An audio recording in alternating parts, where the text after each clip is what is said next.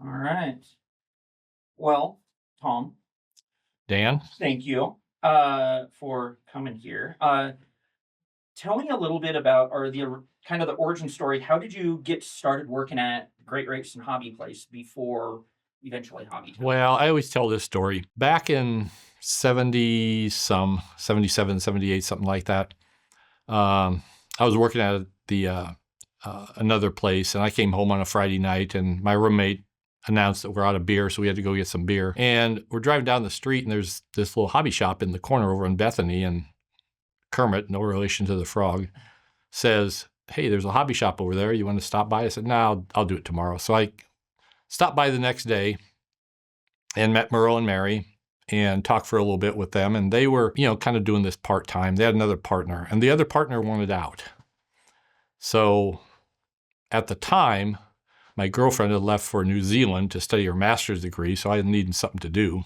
I decided, okay, I'll just work here for a while in the evenings and stuff like that. And then Merle said, "Hey, you want to buy out my partner?" And I said, "Sure, why not?" So I bought out his partner, and that's kind of how we started on that. And then a couple of years later, Chick Bartlett wanted to sell HobbyTown, and we put a bid in along with a lot of other people, and eventually we won the bid, so to speak. But Chick really liked us, so he gave us a fairly good deal. So, leading up to the buying out of Chick and everything, Right. what was the conversation like? What did you guys talk about in terms of why you would want to buy out Hobbytown? What was the thought process in changing, or also becoming Hobbytown, including Great Rakes and Hobby Place? Well, there were two reasons. One, Hobbytown was kind of a staple in Lincoln, and we didn't want to see it close because if Chick couldn't sell it, he was just going to close. So we wanted to make sure that that continued on. And we also wanted to expand. We were at the point, believe it or not, after I came in and helped out Merle with a lot of stuff, we started making money. Merle had never made money at the hobby shop before. He just did it for fun. So we talked about that, and eventually we got to the point where we said, "Hey, let's buy this store if we can, because it's already established and everything like that." So we eventually negotiated with Chick and bought the store, and then we renamed. We moved the Great Race and Hobby Place over to East Park and renamed it Hobbytown. We had the two stores there from probably 80 till, well, it was actually about 82 is when we opened up the East Park store, till about 85. When Great Race and Hobby Place closed, Mm-hmm. and you guys moved over to East Park, tell me about how the East Park Mall felt back then. How did it sound? How did it, what was it like back then? Well, East Park was a very friendly place. There were a lot of stores that were just kind of one-off type stores. They had a good food court. They had a movie theater there, so it was real easy to get from one end to the other. It was fairly small mall. It wasn't very big. And most of the other people, like I say, they were just small, independent, stores themselves. They didn't have any big franchise stores or anything like that in there. So it was very, very nice. It was a very nice store. Very nice mall. So it was kind of different than Gateway in that Oh, Gateway yeah. had a lot of the bigger type of stores. Oh, yeah, like Sears and stuff like that. Yeah, there's nothing like that in East Park. East Park, a little bit. They were all just little one-off type stores. So another thing that I'm always interested in, what was the hobby industry like back then? It's so different now than it was then, Right. obviously. What was the top categories? What were the things that people bought? What were they interested in? Interestingly enough, I would say there wasn't much difference than it is today. It really isn't. I mean, the supply chain was a lot harder to get product compared to today, but people bought the same stuff. They bought trains, they bought games, they bought models, radio control, same type of stuff, toys, whatever. So, there really wasn't that much of a difference. The only thing I'd say about the difference is that back then, a lot of stores or a lot of products from stores were, I don't know how to put this, not readily available as it is now. In other words, you go to different places like Targets and stuff like that. You see kind of the same stuff as we had in Hobby Stop. Back then, there really wasn't that much in big box stores or anything like that. The hobbies really weren't part of mainstream purchasing and things. No, not really. No, you never saw that. So because of that, and because hobbies kind of require more knowledge and things of that nature in terms of getting going with them, whether it's building a model airplane or, assembling an RC car Right. or something like that, uh, the customer service was different than in terms of more education. So how Yeah. did that all work? How did you guys handle that? Back then, there wasn't any ready-to-run cars. So everybody had to build a car. So that was the first thing he did when a kid came into the store and with his mother or father or something like that wanted to buy an RC car. I said, well, how clean is his room? That'll tell you if he can build this car or not. And, that was kind of our litmus test. And sometimes the father would go like, man, you can't keep your room clean at all. You'll never be able to do anything with this one. And other ones would say, oh yeah, you'll do really well. So that was kind of the thing on RC cars. Models, trains, everything like that. It was more, customers like to come in and talk about their hobbies, which they still do today. But back then, without social media, that was the only place they could go to talk about it. So you got an earful every time they came into the store. I wrote this down. What is a piece of technology that would seem like ancient history to a lot of current entrepreneurs or store owners, but at the time was pretty innovative? I have something in mind, but what is something that at the time was innovative, but now when you maybe recount it, Probably the fact that there was no point of sales at the time. And so I sat back and wrote a point of sale for the store. And we used that in the East Park store. I don't think we ever used it downtown till later. We did use it, but it was later. But we tested everything at East Park. And so that kind of came about. That was technology that was just on the uprise at that time. so, and what was the platform? Because you used a couple of different platforms for that point of sale system, didn't you? It was PC and No, it was all on the Atari. all on the Atari. Yeah, there was no PC. Okay. The fact was we sold Atari computers at the time, and one of the things about it is I got into the gaming quite a bit in the late 70s and early 80s, and some of the companies were coming out with computer games, and I thought, well, we sell games, why not sell computer games? So I started calling up some of these companies to ask if I could buy computers to put in the store to sell to customers. IBM, no. Radio Shack, of course, no. Apple, are you kidding? Atari, how many do you want? But literally, we can have them there this afternoon. And you are my people. So that's what we started with, and that's what we wrote the platform on. And it ran till probably, 95, 96, something like that. So good 10 years. Pretty incredible that point of sale was running on an Atari. I know. So, Yeah. kind of fun. Well, that made our franchise, quite valuable at the time because nobody else had one. Was there looking back on the first period of time from Great Race and Hobby Place all the way through, was there a major crossroad moment that there was a period of time that you really think of it before that moment and then after, and the business changed either positively or negatively, or something that was a big deal and everything changed? Boy, I don't know. Just kind of, I always said that at a certain point, we were selling franchise about 12 a year from about 86 through, I don't know, sometime in the 90s. I think when we reached 100 stores, maybe, that was probably a big deal. I know we had stickers made and stuff like that. We could place, on the stores on the front and stuff like that and things like that. So that probably was the time when we reached 100 stores. So you guys started franchising in 86. What was the conversation that led to that? Why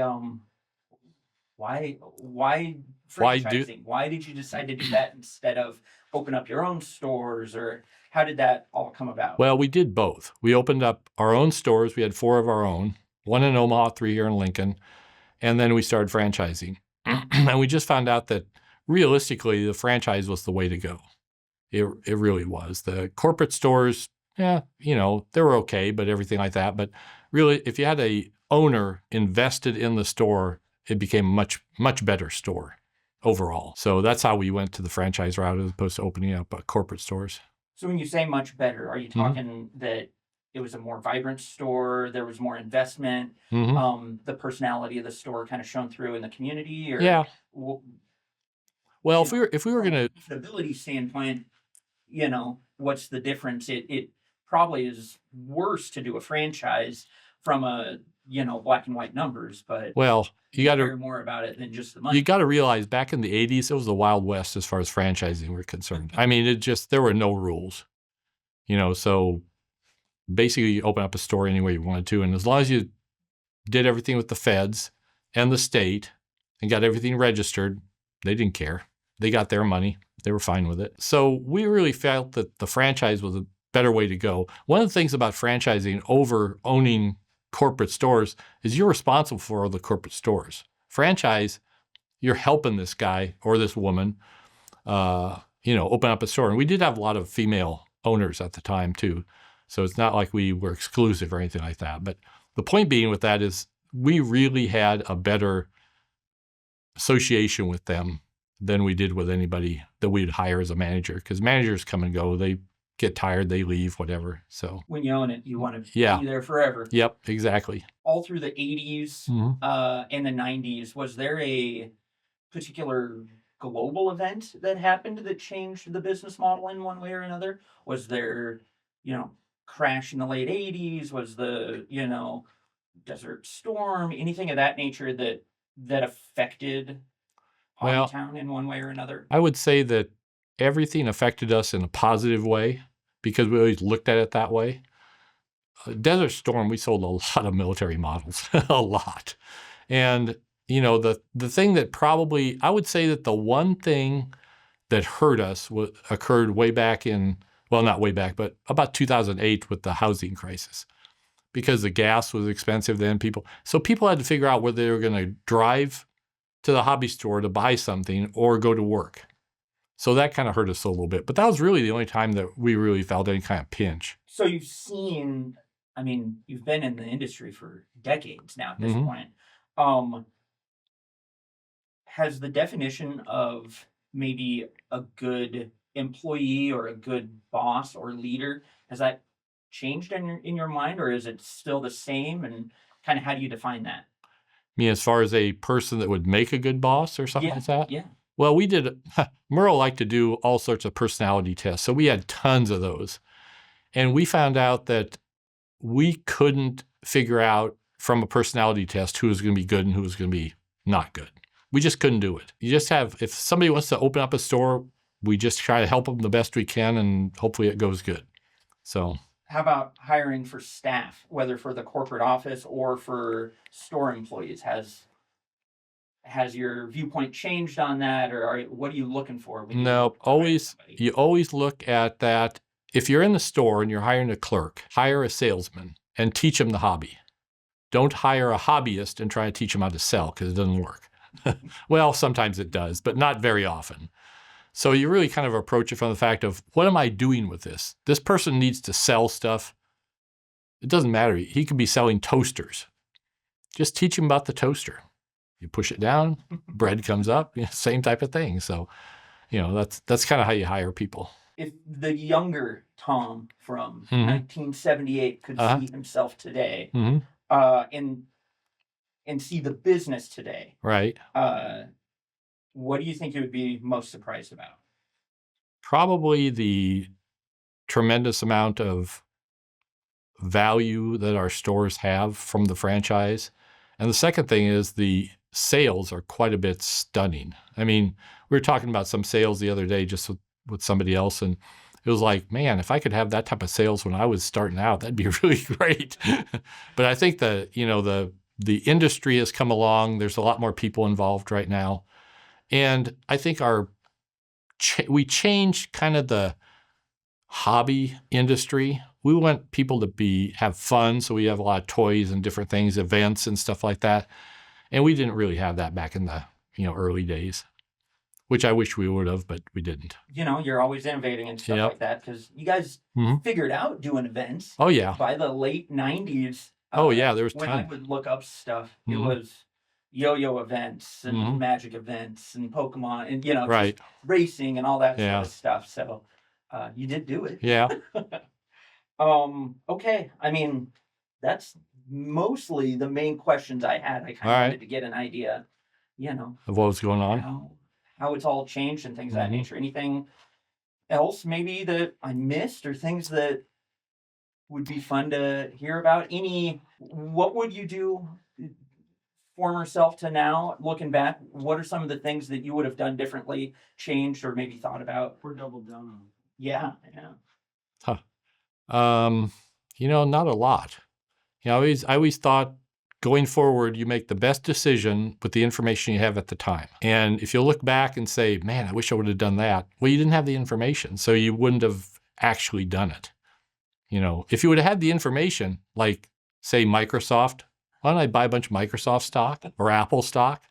Back then, things like that. But you didn't have the information. You didn't know how big those people were going to be, or anything like that. So really, the hobby industry has kind of flowed along. I always said that when I started franchising and had all this stuff going on, it's kind of like an engineer on a train. You're kind of guiding it, but you're not.